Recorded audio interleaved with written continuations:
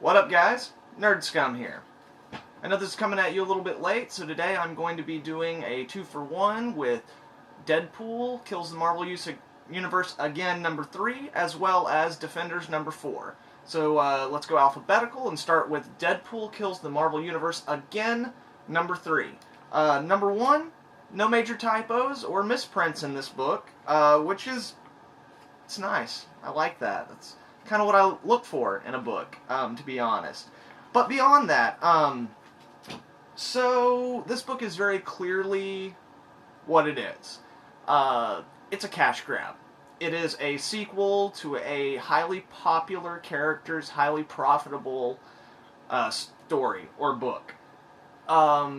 Which you can't help but wonder if that's happening now, not only because of the popularity of Deadpool, where he's got several books going on, but also because Marvel's sales aren't doing great right now. Well, really, sales across the board aren't doing great, but Marvel in particular is having a lot of issues, especially with the books that they seem to be putting the most focus on. So books like this are needed. That's why we keep getting Deadpool versus Punisher, Deadpool the Duck, like all these Deadpool spinoffs, because it is for the most part, a cash grab to like supplement money they're not making other places. They know people are going to buy the Deadpool books, so they're putting them out. Having said that, the art in the book is not awful. It's actually pretty good, if not a little pedestrian or a little tame for the kind of story they're doing. But it does seem to fit the tone, whereas you'd kind of think that this Deadpool story would be like a big, over-the-top, like, extravaganza of death and murder. They're actually, except for a few, like, heightened jokes here or there, they're trying to tell, like, a very seemingly straightforward, dark, kind of emotionally laden story, which I don't know if that's necessarily a mistake, but it doesn't feel like the book really has a good version of that story to tell, so it's doing the best it can. Again, it's kind of fun. However, the ending of Deadpool Kills the Marvel Universe Again, number 3, definitely lessened my interest in what happens next. I'm going to keep checking it out, and like I said, overall, it's fun, but pointless. If you don't mind that and you love Deadpool, you may want to pick it up, but depending on how the next issue goes, that might be the last one I read of that. So then moving on, we have Defenders number 4. So Defenders number 4 and Defenders the book in general has been, let's say, interesting. Number 1, the Defenders, this group of people, they're uniting to go up against Diamondback, who is a very storied and classic villain for Luke Cage, but he's not a very big threat.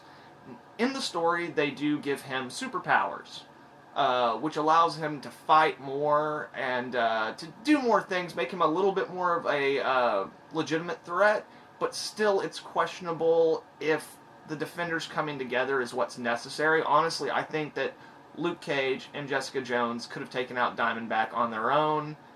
Jessica Jones could have done it on her own. Hell, like Luke Cage is poisoned and stuff from previous issues.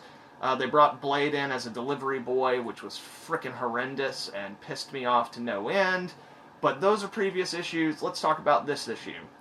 Issue number 4. The first 10 pages of this book detail a new drug on the market and how it goes from the top of one of these, of Diamondback's kind of organization, or like this, or actually it's Black Cat, like the people who work for her. It basically, the first 10 pages follow how these 2 pills make it down her ranks to like some bartender dude or something who works in a club for her, maybe, I think. And then him and his girlfriend take the pills, and one of them dies. And that's like the first 10 pages of Defenders number 4. And then, after that waste of time and space, which actually adds nothing to this story, but maybe I'm thinking is supposed to be setting up story elements for the future, and that's actually exactly what we want when the last issue ended in the middle of, like, them fighting Diamondback, is we want the first 10 pages of this book to set up something that's only peripherally related to it. Now, having said all of that, the fight that ensues once we go back to Diamondback and the group is pretty awesome. It's dope, I'm not gonna lie. Like, it's a cool fight, and it's just badass. And the rest of the book plays out in a pretty cool way. The artwork for the book is pretty fantastic, especially during that fight. Like, you really get the sense of, like, the power and the fury of all these different characters going at it. Like, it's really interesting, and it's really cool. The problem is, this is issue 4 of a book of heroes teaming up to fight, like, a nothing villain who, like, I'm sure we're going to learn that, like, there's someone above him. And the truth is, these first 4 issues probably should have been, like, the first 2 issues. Because, frankly, the only reason why they didn't defeat Diamondback in issue 2, or maybe that's even issue 1, is because all the heroes are too busy showing off. Like, they're too busy trying to make cool entrances and be cool and be, like, self-aware that, like, they really let their guard down and distract each other, and then Diamondback gets away. So yeah, like, that's my biggest issue so far with the book. I'm gonna check out number 5, especially because the way this one ends is kind of interesting. However, the way they've set up and used Punisher so far in the book has not been to my liking. But I do feel that Punisher is one of those characters that is actually way more difficult to write for than you would think, and it's very easy to misuse him or to represent him in a way that is very underwhelming. And actually, both the books that I'm doing right now, Deadpool Kills the Marvel Universe Again, as well as Defenders 3, both have that issue. As well, the main Punisher book right now has that issue. So yeah, I'm going to check out the next one and see where it goes with both of these, but I have a feeling that unless, like, something really changes, I'm probably not going to be checking them out. They're not completely awful, but at the same time, there are so many other things out that I could be spending time and money on. So, yeah, if you like them, that's cool.